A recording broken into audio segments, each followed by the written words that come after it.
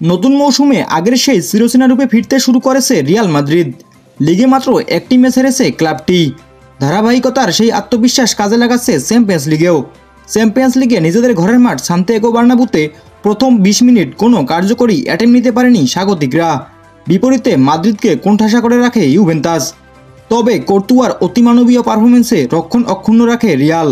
তবে সময় যত গড়াচ্ছিল ততই নিজেদের গোছাতে শুরু করে লস ব্লাঙ্কোস।